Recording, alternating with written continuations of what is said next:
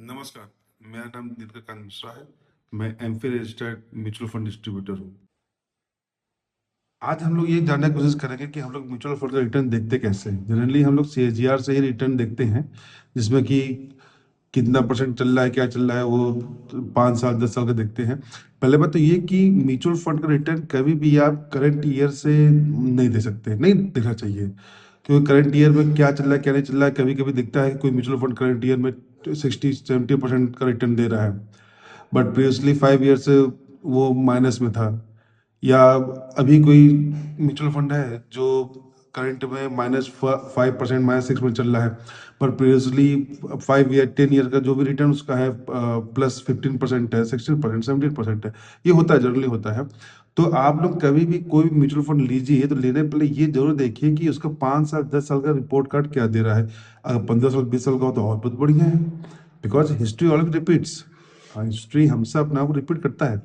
तो हम लोग यहाँ चेक देखने की कोशिश करेंगे कि हम लोग किसी म्यूचुअल फंड का अगर रिटर्न देखना हो तो कैसे देख सकते हैं। सबसे पहले यहाँ पे हम लोग आज एक नया चीज देखते हैं, सीजीआर के इतर। सीजीआर भी सही है, बट सीजीआर के इतर एक आता है, नया वर्ड है, rolling rolling returns. Rolling returns means कि आप किसी समय किसी एक पर्टिकुलर डेट से लेके आज तक का उसका परफॉर्मेंस कैसा रहा है, हम लोग वहाँ पे वो चेक कर सकते हैं। यहाँ पे मैं एक्सिस कंपनी का म्यूचुअल फंड लेने को ले रहा हूँ। मैं किसी भी कंपनी को इंडोर्स नहीं कर रहा हूँ, ये केवल एग्जांपल के लिए है मेरे लिए। तो हम लोग ये देखने की कोशिश करेंगे axis bank, axis mutual fund का रिटर्न क्या चल रहा है, कैसे चल रहा है। तो यहाँ पे हम क्या देखते हैं कि एक्सिस बैंक का हम लोग लार्ज कैप फंड चेक कर रहे हैं, जिसमें ये पीरियड क्या है, आज 13 जनवरी है। तो 12 जनवरी 2016 से हम लोग उसका चेक करने की कोशिश करेंगे, और 10 साल रिटर्न हम लोग देखेंगे 10 साल में क्या परफॉर्मेंस कर रहा है, मैक्सिमम क्या है, मिनिमम क्या है, मीडियन क्या है, मतलब कि इसका एवरेज क्या रहा है। तो हम यहाँ देखने की कोशिश करते हैं कि हमारा जो total point two point returns means 12 जनवरी 2016 से लेके आज तक का, या कल तक का, नॉट आज तक का, कल तक का 12 जनवरी 2026 तक, 10 साल में इसका रिटर्न पॉइंट टू पॉइंट कितना रहा है, 12.90। ठीक है। और इसका जो मैक्सिमम अब तक दिया है वो दिया है 12.91, और मिनिमम है 12.91, सेम है लगभग जो दिखा रहा है। तो जो एक मिथ है कि लार्ज टाइम में, लॉन्ग टर्म में स्मॉल कैप बहुत रिस्की है, नहीं लेना चाहिए, लार्ज कैप को देखो या जो भी बैलेंस फंड देखो, मैं किसी के अगेंस्ट नहीं जा रहा हूँ। एक एज ग्रुप होता है, जैसे कि अगर आप कोई 40 ईयर या 45 ईयर के से कोई छोटा बंदा है, कोई यंगर है, वो चाहता है इन्वेस्ट करना, तो उसको एक अपने एज के अकॉर्डिंग, अपने रिस्क प्रोफाइल के अकॉर्डिंग थोड़ा हाई रिस्क ले सकता है वो, जैसे स्मॉल कैप ले लिया, मिड कैप ले लिया, फ्लैक्सी कैप ले सकता है वो, क्योंकि उसका हॉरिजॉन 10 ईयर 5 ईयर 10 ईयर से ऊपर का ही रहता है।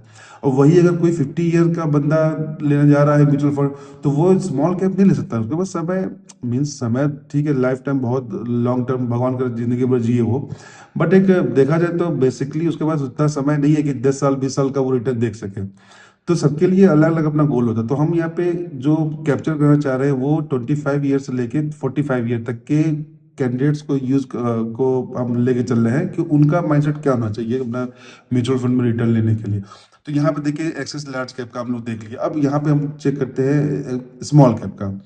तो स्मॉल कैप का क्या रिटर्न है 10 ईयर के लिए, 10 ईयर चूज कर लिए हम लोग, इसकी एक्सेस का ही लेते हैं, जस्ट एग्जांपल एक्सेस बैंक लेते हैं, और ये आ गया रिटर्न। यहाँ पे कितना दिखा रहा है, इसका 17.7% इसका जो है मिनिमम है, मीन्स 10 ईयर में 17.73% का रिटर्न दिया है, जबकि लार्ज कैप जो है 12.91 का रिटर्न दिया है। ये दो पॉइंट टू पॉइंट है, 12 जनवरी 2016 से लेके 12 जनवरी 2026 तक का रिजल्ट है ये। तो मतलब कि रिस्क है, बट रिस्क है तो रिस्क है कि नहीं। तो आप लोग सेफ रहिए, अच्छे से म्यूचुअल फंड में इन्वेस्ट करते रहिए, और प्लीज़ कभी भी रिटर्न जब भी देखना हो तो 5 साल 10 साल 20 साल का लेके चलिए हॉरिजॉन, तो ऑलवेज आप सेफ रहेंगे और हमेशा आपका बढ़िया काम चलता रहेगा, आपका वेल्थ क्रिएट होता रहेगा। जय हिंद, रखता हूँ।